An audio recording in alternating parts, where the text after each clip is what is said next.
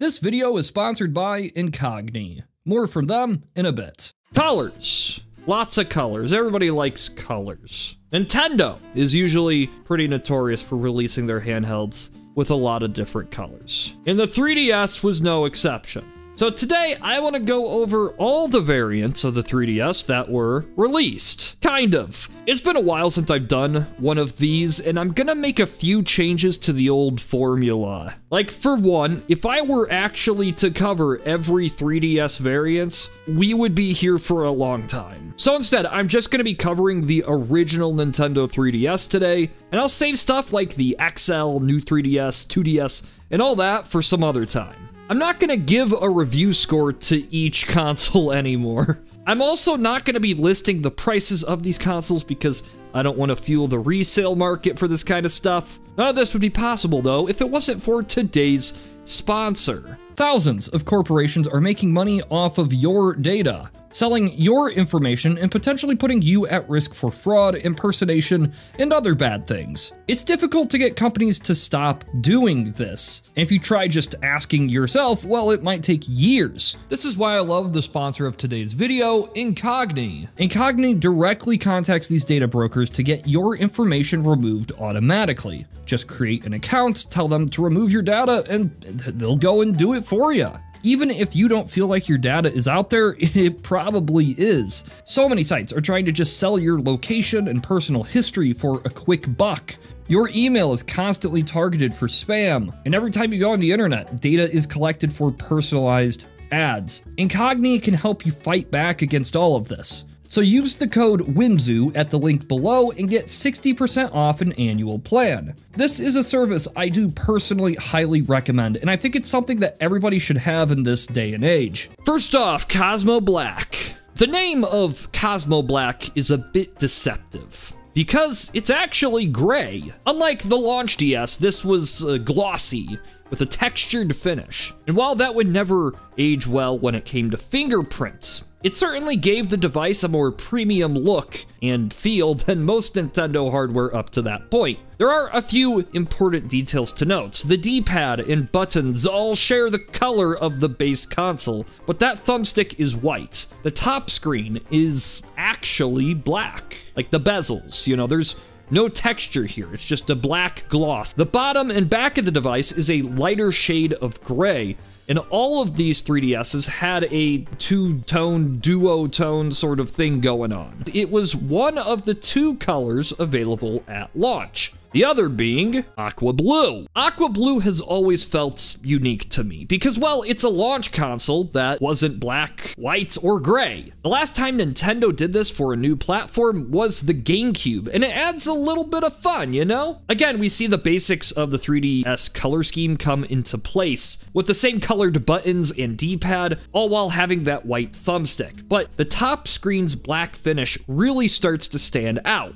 All original Nintendo 3DS variants had a black bezel on the top screen just like this. And the reason for this was because, well, it made that 3D effect more effective. It can be a bit distracting when looking at these consoles because, I mean, it looks like this, but I'm sure it made the 3D look a little bit better. I don't know. I really don't know. I'm just guessing. The bottom and back are a lighter shade of the base console color again. Just a slightly different blue, you know? And again, this would continue throughout all future original 3DS console variations. Metallic red. This is the first variant to be released after launch. Although I wouldn't be surprised if this was originally intended to be available at launch. Released worldwide, this was shown in promotional material before the 3DS released. And if you think about it, it would have made a lot of sense to have a black, red, and blue set of colors available at launch. At least it would make more sense than the black and blue that we ended up getting. Later on in the console's lifecycle, we would get Flame Red, which is similar, but less glossy. A lot of the early Nintendo 3DSs would be very glossy, very shiny, but over time, Nintendo would start to tone it down on this. Likely because, well, fingerprints. In every region, this color has a different name, and while it's called Pearl Pink in North America, it's called Coral Pink in Europe, Misty Pink in Japan, and Lavender Pink in Australia.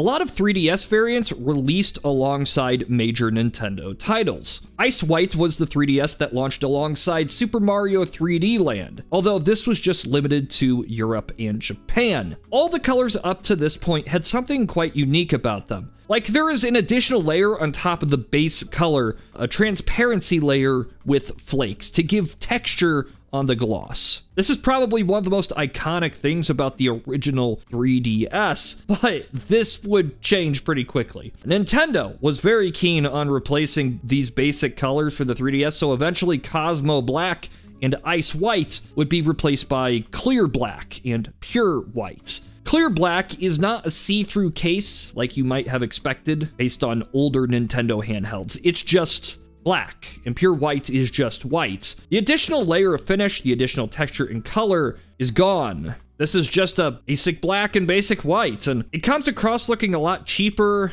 and more plasticky in my opinion. As I said before, I imagine this was partly due to the amount of fingerprints that would appear on any glossy console, but it could have also been done to decrease manufacturing costs. The Nintendo 3DS saw a massive price drop a few months into its release due to poor sales, and over time, the premium feel of those original 3DS models was arguably lost. Nintendo was fond of releasing 3DS models in pairs. Cerulean Blue and Shimmer Pink both released on the same day in Hong Kong, Taiwan, and possibly Macau. They don't have that fancy transparency layer with the flakes, which is kind of a shame. Lots of blue-colored 3DSs, including Cobalt Blue, a significantly darker shade of blue, but again, this is missing that transparency layer that the originals had. Cobalt Blue released in Japan, South Korea, and North America, but Shimmer Pink was only in Hong Kong, and Gloss Pink was only in Japan. A rather unique variant was the Midnight Purple 3DS, which for whatever reason only released in North America. Generally, Nintendo consoles release only in Japan or maybe Europe and Japan. In North America, often seems to get left out. It only gets the most common machines, likely because of the sheer volume of sales in the region. So getting a single special color it's cool. It also seems to have the additional transparency layer of those early 3DS models, making it extra cool. But let's get into those special editions. We have the Dragon Quest Monsters 3DS, which seems to use the pure white 3DS variant with some Dragon Quest monster decals on top. This was a Japanese exclusive variant, if you couldn't tell. Next, we have the Monster Hunter Tri-G console, which seems to be based on the glossier, fancier Ice White model. You have the Monster Hunter 4 console, Japanese exclusive, with what looks to be Cerulean Blue as the base, which is interesting because Cerulean Blue only released in Hong Kong, right? No, I lied. Cerulean Blue, the less cool version of blue, was also later released in Japan as Light Blue, and this is just that with a decal on top. Probably. Like, I think they painted this stuff. I don't think they just slapped stickers on these consoles. We have the Kingdom Hearts 3D bundle, another Japanese exclusive, and it appears to use Cosmo Black as the base with some more decals on the front. Similarly, we have the Legend of Zelda 25th Anniversary console, bundled with Ocarina of Time 3D, and this uses that Cosmo Black with some gold Zelda stuff overlaid on top of it. As with most Nintendo consoles, we get our Gundam variant using metallic red as the base and more details on the top.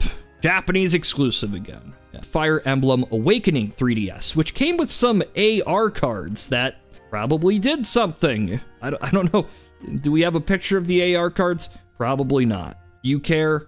Probably not. The Metal Gear Snake Eater 3DS is a pretty good change of pace. Yes, it is another Cosmo Black console, but the lid is covered in fake snakeskin? It looks pretty neat. Comes with a pouch of some sort. I don't know, maybe this is that pouch? Japanese exclusive sold directly through Konami or given away in raffles. And this is much more rare than anything else I've talked about on the list so far. It's estimated that maybe 10,000 units were made, which isn't that much in the grand scheme of 3DS consoles. Another Konami console is the new Love Plus consoles, sold again directly by the company, and has 3 variants in and of itself. The top screen exterior was changed once again, but other than that, it's just a standard Cosmo Black 3DS. One of my personal favorite 3DS consoles of all is the starter kit released only in Hong Kong.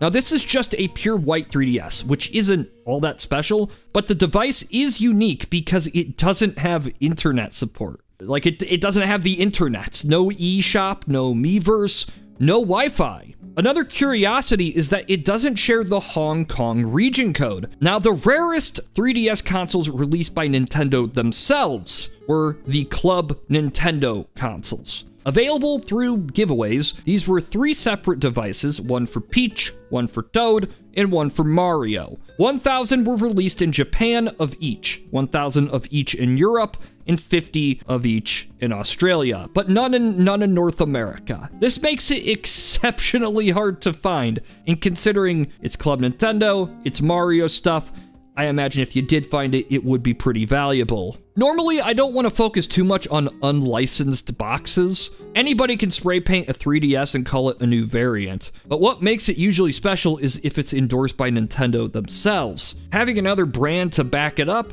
adds some value, but since there's not that many 3DS variants in general, I'll just go through some of them. You have the 35th anniversary CoroCoro 3DS. CoroCoro is a Japanese magazine that works with Nintendo on some things, and this was 100 special edition consoles that could be won in a sweepstakes. Next, we have quite a surprise, NFL Sunday Night Football 3DS. Only 50 were made, but obviously the interesting part here is that badge. This isn't just paint or a decal, this is some physical thing attached to the front. Doromon console, only 5 made. This was a part of a giveaway when people bought the game Dorokazu Nobita no Seiji Daiboken in Taiwan. I gotta say, using the cerulean blue basis is disappointing, since that would have been a fairly common, color in Taiwan. But the fact that only 5 exists makes it rare in and of itself. Even harder to find than this, though,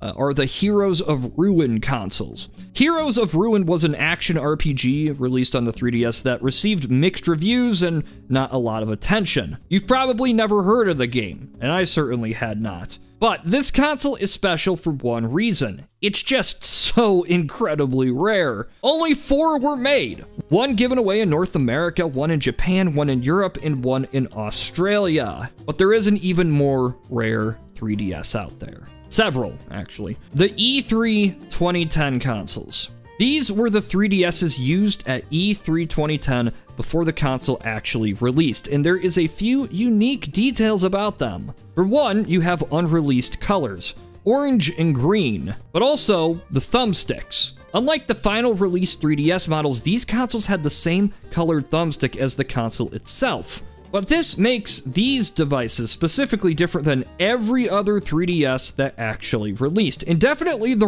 rarest of the bunch, because they were never sold. Now, after all of this, we still got a lot of 3DS consoles to go through. Almost all of these that I've talked about released within a year or so of the original console's launch, but after that price drop, after a lot of new software released and new models released, the console started to become a lot more popular. We have the 3DS XL, or LL as it's known in Japan, the new 3DS, new 3DS XL, the 2DS, the 2DS XL, all of which could honestly have their own videos made because there's just so many variants. Hopefully I'm gonna get to all of those one day. Again, huge thanks to Incogni for sponsoring this video. It's a service I do recommend to anybody that's online, so make sure to use the code WHIMZOO at the link below to get 60% off an annual plan and take your personal data back.